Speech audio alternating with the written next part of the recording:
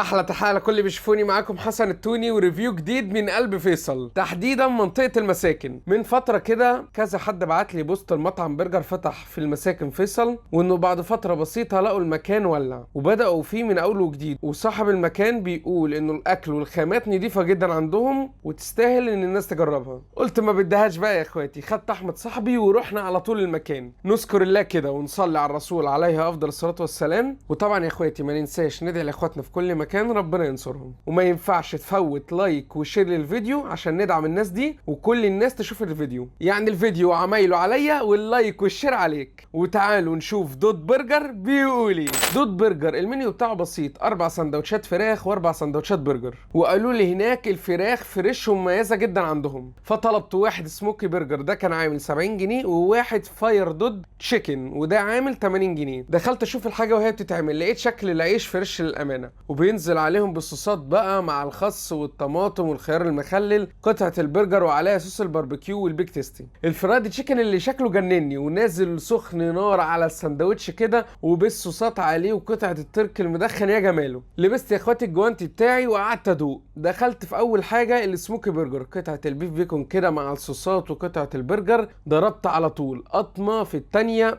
البرجر بتاعهم مش وحش، هو سيمبل قوي بالنسبه لي. لو حد عايز سندوتش برجر بسيط يدوس فيه، بس لو معاك فلوس وعايز تروق على حالك اطلبه دبل عشان تحس بيه اكتر. دخلت في الفرايد تشيكن وده كان اجمد بكتير من البرجر بصراحه. البريدنج بتاعت الفراخ مع الفراخ اللي فريش قوي والصوصات والهالبينو والتركي دلع على الاخر. عيبه الوحيد بالنسبه لي ان الساندوتش المفروض سبايسي، بس خلطه الفراخ ما كانش فيها اي نوع من انواع السبايسي. غير كده تحياتي على العظمه دي يا اخواتي. خلاصة دود برجر بالنسبة لي ان الفراخ عندهم اقوى بكتير من اللحمة. اكيد هم لسه فاتحين فهيحسنوا من جودة الحاجة اكتر واكتر. يعني البرجر اكيد القطعة بتاعتهم هتبقى احسن واحسن مع الوقت. اهم حاجة في الفيديو دعم الناس، وانه مهما حصل ليهم هم حاولوا يطلعوا بحاجة محترمة وبجودة كويسة، ورغم الحريق ده ما وقفهمش واصروا انهم يحققوا حلمهم ويفتحوا المطعم بتاعهم. كده خلص الكلام في الريفيو بتاع النهارده، وما يحلى الختام الا بذكر النبي عليه الصلاة والسلام. اوعوا تنسوا تذكروا الله، سبحان الله وبحمده، سبحان الله العظيم.